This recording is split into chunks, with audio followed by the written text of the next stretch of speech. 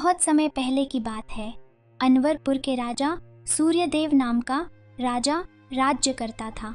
उसके 3 बेटे थे। सूर्यदेव का राज्य इतना बड़ा था कि पूरे एक साथ 1000 गांव भी उस राज्य में अपना बसेरा कर सकते हैं। लेकिन सूर्यदेव राजा अब धीरे धीरे बूढ़े हो रहे थे, इसीलिए उन्होंने अपना राज्य अपने 3 बेटों में से किसी एक को सौंपना चाहते थे। लेकिन उसमें भी राजा को संदेह था। महाराज की जय हो। महाराज, आपने मुझे इतना सुबह सुबह क्यों बुलाया? मंत्री जी, अब मैं काफी बूढ़ा हो चला हूँ। कुछ सालों के बाद ही मुझे इस दुनिया से विदा लेना होगा और अपना राज अपने बेटों के हवाले करना होगा। ऐसी ऐसी बातें ना बोले महाराज। अभी तो आप और जिएंगे। कोई भी धरती पर अमर होकर नहीं आया। एक न एक दिन सबको जाना होगा। मेरी चिंता यह है कि मेरे 3 बेटों में से वह कौन होगा जो प्रजा को साथ लेकर चलेगा और एक अच्छा राजा बन पाएगा। महाराज, इसकी तो पर शायद वक्त ही लेगा। आप इसे वक्त पर ही छोड़ दीजिए। राजा मंत्री की बात सुनकर राजा के मन में कुछ विचार आता है और वह कुछ सोचता है। सोच रहा हूँ कि वक्त पर छोड़ने की जरूरत नहीं है। मुझे एक अभी तरकीब मिल गई है। इस तरकीब से शायद मैं अपने बच्चों की परीक्षा ले पाऊंगा और पता कर पाऊंगा कि इन तीनों में से कौन राजा बनने के काबिल है। राजा वहां से चला जाता है और फिर राजा सूर्यदेव गांव के लोकेश के पास जाता है। लोकेश बहुत ही बुद्धिमान और चतुर था। अरे कैसे हो लोकेश?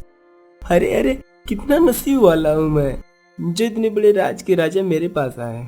अरे दुनिया की नजरों में बड़े राज का महाराज हूँ, पर तुम्हारा तो बचपन का साथी हूँ ना। क्यों लोकेश, शायद यह पहली बार ही हो रहा होगा कि कृष्ण खुद सुदामा के घर पधारे हैं। क्यों महाराज, आप मुझे जो भी कहो, सत्य तो यही है कि मैं आपसे मिलकर बहुत खुश हूँ। वैसे महाराज, आपको मेरे घर पर सुबह सुबह कैसे आना हुआ? लोकेश, मैं तुमसे मदद मांगने आया हूँ। अरे, आपके पास तो भगवान का दिया हुआ सब कुछ है। आप तो इतने बड़े राज के महाराज हैं, आपको भला मेरी मदद की जरूरत कैसे पड़ गई? यह काम मेरा तुम ही कर सकते हो। जी महाराज, बताइए ना, मुझे क्या करना होगा? असल में कुछ सालों बाद मेरी हालात नहीं रहेगी राज चलाने के लिए। मुझे अपने 3 बेटों में से किसी एक को राजगद्दी सौंपनी पड़ेगी।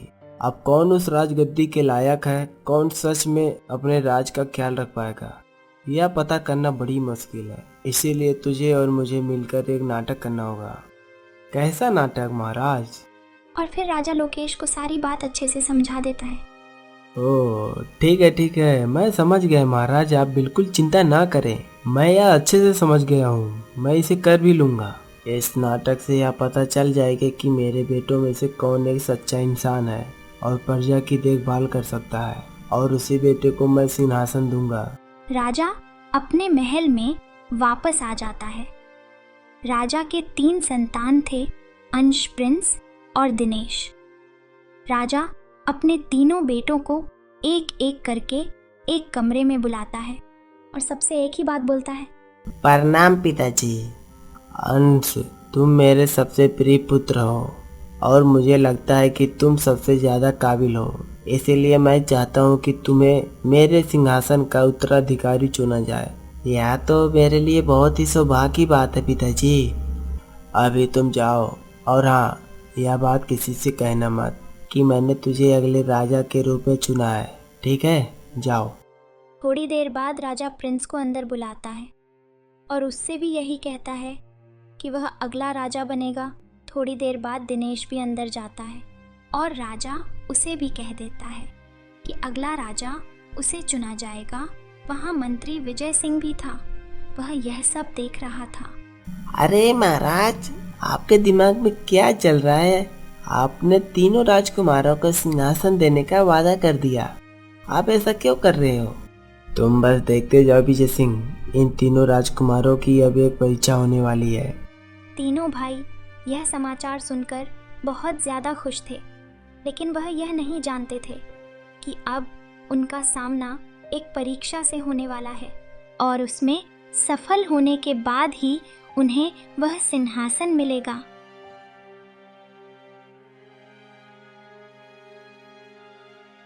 कई दिन बीत जाते हैं। तीनों भाई राजा बनने के सपने देख रहे थे। तभी अचानक एक सभा बुलाई जाती है। उसमें राजा था, राजा का मंत्री विजय सिंह भी था, एक सैनिक था, राजा के तीनों बेटे भी थे। इन सब के अलावा वहाँ एक कैदी भी था जिसको सजा दी जाने वाली थी। वह कैदी और कोई नहीं बल्कि लोकेश ही था, जो कि सिर्फ कैदी होने का नाटक कर रहा था। अरे पिताजी, इस कैदी का अपराध क्या है और इसे क्या सजा दी जाने वाली है? इसे इसी समय फांसी दी जाने वाली है। अरे फांसी ही क्यों, इसका अपराध क्या है? यह इंसान आज भरे बाजार में यह मुझे गालियां दे रहा था और राजा के खिलाफ मुझे भड़का रहा था। उसका सिर्फ एक ही दंड है। यह आप क्या कर रहे हैं पिताश्री? इतने छोटे अपराध के लिए इतना बड़ा दंड? यह तो अन्याय है। अब तुम मुझे न्याय और अन्याय का मतलब समझाओगे? इसने मेरे राज में रहकर मेरे वसूलों के खिलाफ गया, इसे तो आज मृत्यु दंड ही मिलकर रहेगा। यह तो गलत है पिताश्री। प्रजा में हर किसी को अपने विचार व्यक्त करने की आज़ादी होनी चाहिए। फिर भी अगर वह सीमा से बाहर जाकर कुछ बोलता है तो उसे दंड दिया जाना चाहिए, पर इतना बड़ा नहीं कि उसका जीवन ही खत्म हो जाए। मैं आप तीनों राजकुमार से हाथ जोड़कर विनती करता हूँ कि महाराज से कहिए कि मुझे माफ कर दे। यह हरिया झूठ बोल रहा है। मैं क्षमा चाहूँगा, पर मैं आपके इस निर्णय के लिए खिलाफ हूँ। और कौन कौन है तुम में से जो इस निर्णय के खिलाफ है और इस अपराधी को बचाना चाहता है? मैं भी हूँ इसके खिलाफ पिताश्री। हाँ, मैं भी इसके खिलाफ हूँ। मेरे तीनों बेटे न्याय की समझ रखते हैं। यह समझते हैं कि किस अपराध पर क्या दंड देना चाहिए। मतलब तुम तीनों यह चाहते हो कि मैं कैदी को मृत्यु दंड न दिया जाए। ठीक है, तुम तीनों एक ही करके मेरे कमरे में आ जाओ। राजा अपने कमरे में चला जाता है और सबसे पहले अंश को अंदर बुलाता है। तुमने मन बना लिया है कि तुम उस अपराधी की मौत की सजा नहीं दिलाना चाहते हो? हाँ पिताजी, मुझे लगता है कि उस अपराधी को छोटे से अपराध के लिए बहुत ही बड़ा सजा दिया जा रहा है। ठीक है, अगर तुम कहते हो तो मैं उसकी मृत्यु दंड की सजा रोक देता हूँ, पर इसके लिए तुम्हें अपना सिंहासन छोड़ना होगा। क्या? हाँ, तुम एक राजा के निर्णय को बदलने के लिए कह रहे हो ना, तो तुम्हें इसकी कीमत चुकानी होगी। मैंने तुम्हें जो सिंहासन देने का वचन किया था, तुम्हें उस सिंहासन को हमेशा हमेशा के लिए भूलना पड़ेगा। बोलो, तैयार हो इसके लिए? अंश कुछ देर सोचता है। पिताजी, मैं एक आम इंसान की जान बचाने के लिए अपना भविष्य दांव पर क्यों लगा सकता हूँ? आप उसको मृत्यु दंड दे दीजिए। वाह, वैसे तो बड़ी न्याय की बातें कर रहा था। जब बलिदान देने की बारी आई तो अपने पाँव पीछे ले रहा है। या तो राजा बनने के काबिल कतई नहीं है। ठीक है, मैं समझ गया। आप तुम जाओ यहाँ से। थोड़ी देर बाद राजा प्रिंस को अपने कमरे में बुलाता है। बेटा प्रिंस, अगर तुम चाहते हो कि उस व्यक्ति को मृत्यु दंड न दिया जाए तो तुम्हें इसकी कीमत चुकानी होगी। जान के बदले तुम्हें अपने भविष्य में मिलने वाला सिंहासन छोड़ना होगा। क्या? एक आम इंसान की जिंदगी बचाने के लिए मैं अपना सिंहासन छोड़ दूं? यह कतई नहीं हो सकता पिताश्री। इतना बड़ा देवता नहीं हूँ कि मैं इतना बड़ा बलिदान दे दूं। आप दे दीजिए उसको मृत्यु दंड। क्या फर्क पड़ता है मुझे?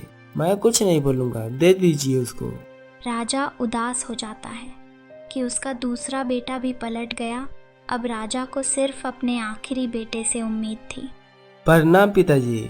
बेटा दिनेश, क्या तुम उस अपराधी की मृत्यु दंड देने के खिलाफ हो? जी पिताजी, न्याय यही कहता है कि जितना बड़ा अपराध हो, दंड सिर्फ उतना ही होना चाहिए।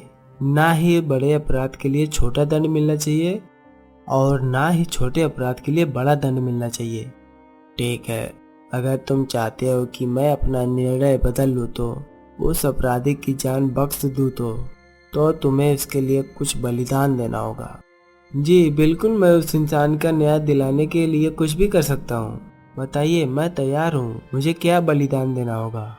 याद है, मैंने तुमसे कहा था कि मैं तुम्हें अपना उत्तराधिकारी बनाऊंगा। बस तुम्हें उसी का बलिदान देना होगा।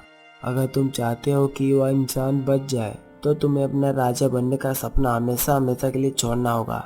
मुझे मंजूर है। दुनिया का कोई भी सिंहासन प्रजा से बढ़कर नहीं होता, और प्रजा के साथ अन्याय अगर मैं होने दूंगा तो वैसे भी मैं राजा बनने के काबिल नहीं रहूंगा। हाँ, आखिरकार मुझे अपना उत्तराधिकारी मिल ही गया। मेरे बाकी के दोनों बेटे अपने स्वार्थ को प्रजा से ऊपर रखते थे। दिनेश उन दोनों से अलग है।